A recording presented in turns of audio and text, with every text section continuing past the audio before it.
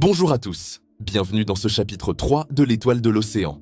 Installez-vous confortablement, car aujourd'hui, nous replongeons dans cette histoire palpitante. Celle de la princesse Sarah, qui refuse de se soumettre à un destin qu'elle n'a pas choisi. Nous replongeons dans l'histoire de l'Étoile de l'Océan.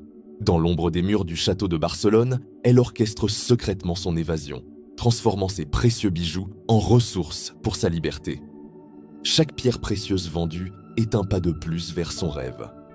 Elle et Matteo se rapprochent, établissent une stratégie, s'organisent et constatent régulièrement leur alchimie impossible.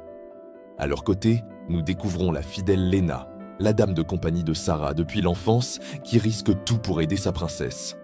Lena est littéralement admirative de Matteo et de son charisme. Ensemble, elles apprennent l'art de la navigation, déchiffrent les mystères des étoiles, préparant leur nouvelle vie, loin des dorures du palais.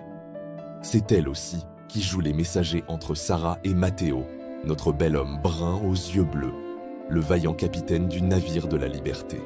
Mais le temps presse. Le palais prépare efficacement son futur mariage.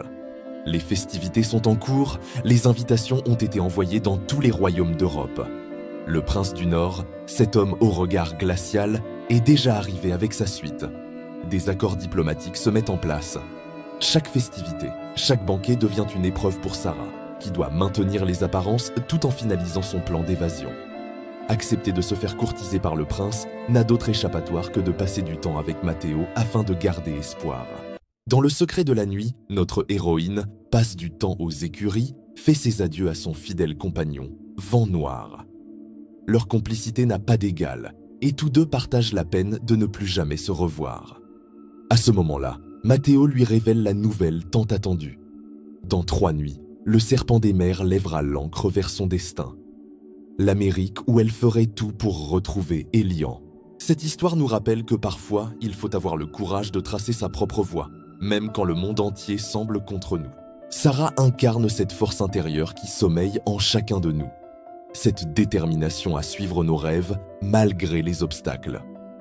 Si vous avez aimé ce chapitre, riche en émotions, n'oubliez pas de vous abonner pour ne pas manquer le 4e chapitre de cette aventure.